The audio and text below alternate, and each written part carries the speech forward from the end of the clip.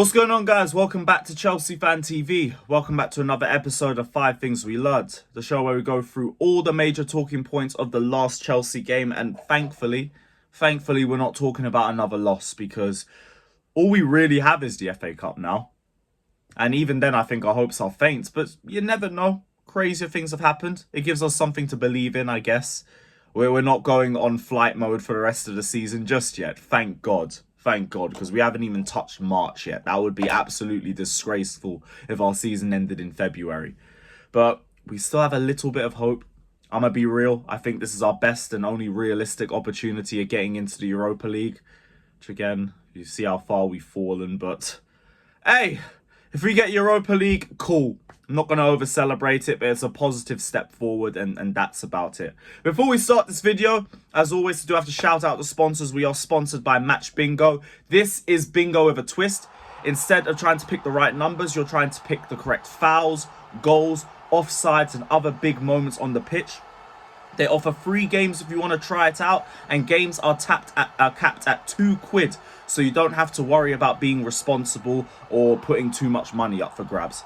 35% of profits also go to the Stroke Association. So guys, click the link, download right now. The link is in the description below. Download and join us. Join us on Match Bingo. And who knows, you might be able to win a lot of big prizes. You might have a better chance of winning than we do. So check the link, it's in the description, and download now, people. Download now.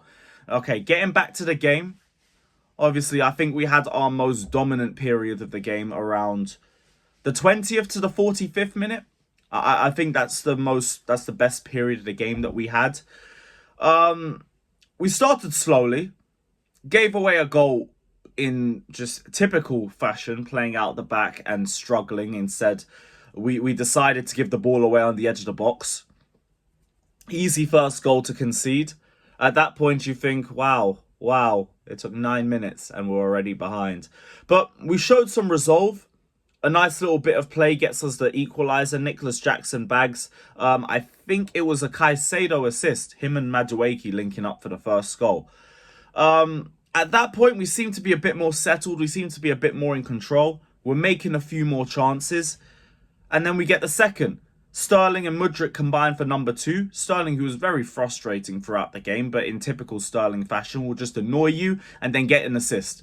Just to say, you see, this is me. Here's what it is. And that's why I keep saying with Sterling, until you find me a better winger, we have to just put up with it. It is what it is. We go into half-time in a good position. I feel like the way the game's flowing, we could get a third and kill the game off. So what do? We sit back. We sit back. And this was my first point. We sat back against a Championship Leeds team that had 3 of their best forwards on the bench. Sometimes you just have to laugh, innit? Sometimes you just have to laugh. Like we invite pressure onto us all the time. And then we wonder why we struggle to hold on to Leeds. Because we sit back too early. Sit back way too early. Like we're doing this. First off, we're doing this against a team that's in a lower division than us. Like, have some shame.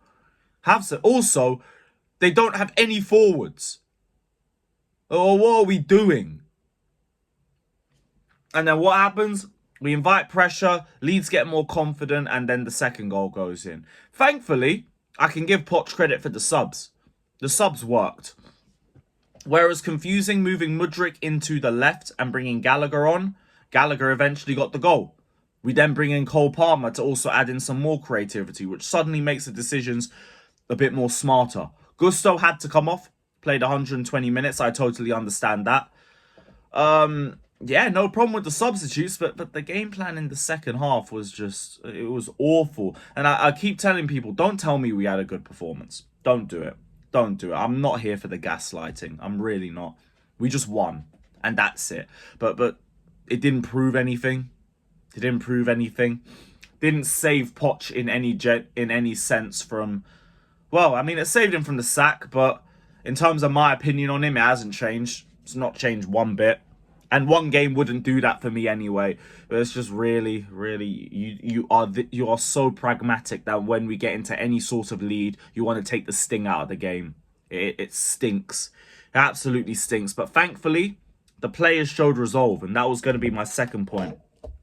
Coming out of a Carabao Cup final, where we played 120 minutes and lost the way that we did, to play 3 days later in a fixture of this magnitude, a fixture of this importance for the season in terms of the league, in terms of the cup, in terms of our season, in terms of the rivalry between Chelsea and Leeds, it was a lot to ask for these players to switch on. I wasn't confident for this game at all.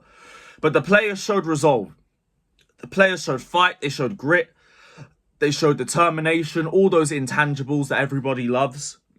And I feel like that helped us get through in this game. So big up to the players, especially the ones that played 120 minutes and then went straight into this game, because the majority of them were absolutely gassed by half-time. Enzo, Disassi, Gusto. Caicedo's the only one that like really just still had the engine, which is like fair play.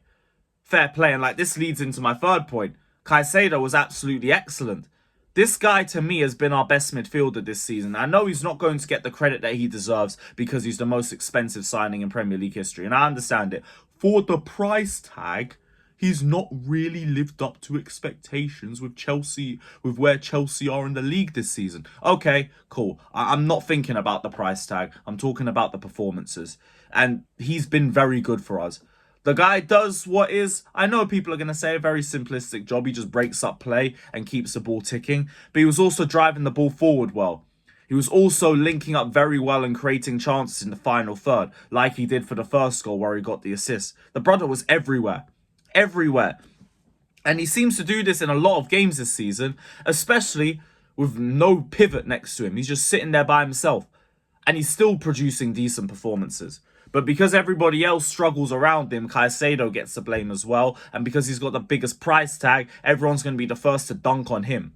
We've seen it with some of the articles I've seen today from the English media, still saying that Caicedo had a bad performance. Did you even watch the game? Like, what are you talking about? Like, it's ridiculous, the agenda on some of these players by the English media. But I know the narrative. Prop up Conor Gallagher every week because he's English. And also because he's the free midfielder out of the three. So you can dunk on the other two midfielders that cost 100 million and try and run this narrative that they're not pulling their weight. And especially for this game, of all games, that narrative is washed. It's absolutely washed. Enzo got the assist for the winning goal. Caicedo got the assist for the first goal and was the best midfielder on the pitch. Gallagher even got the winner. And that delves into my next point. Well taken goal by Conor Gallagher. Like, that's the first goal that impressed me a little bit, because he turned, he opened up space for himself, he immediately shot, he didn't think about it, and he came up clutch. We needed that. Big up to Conor Gallagher for the goal. I'm not going to talk about his performance because he got that winning goal. So that's going to be a little olive branch to little Gallagher fans in the comment section. I won't talk about his performance. I'm just going to talk about the goal. I'm glad you scored. I'm glad you're starting to come up a little bit more clutch for us. Do it a bit more. Do it a bit more. You might actually be trying to build a case for your contract if you can continue to provide GNA, or if your performances can improve. Pick one or the other, and we'll judge. Because I don't mind Gallagher staying. I don't really see him as much other than a squad player, but he's a good kid. He doesn't make any problems behind the dressing room. Behind the scenes or anything like that. Just don't really rate him that much. But keep getting the goals. And then we can't really complain too much. At the very least, you're providing something consistently. So we'll be watching over the next few games, because every game is important. Every game is literally a cup final for us right now. And again, delves into my last point. Beat Brentford. No ifs, no buts, no maybes, no nothing. Go and beat Brentford. They are in terrible form. We need to build up lost ground because we've lost so much this season. And our hopes for 6th are faint. They're literally on life support, but they're still alive. They're still technically alive. If we beat Brentford, I wouldn't say we need to hope City beat United. I expect City to beat Man United. And then we're 6 points behind them with a game in hand.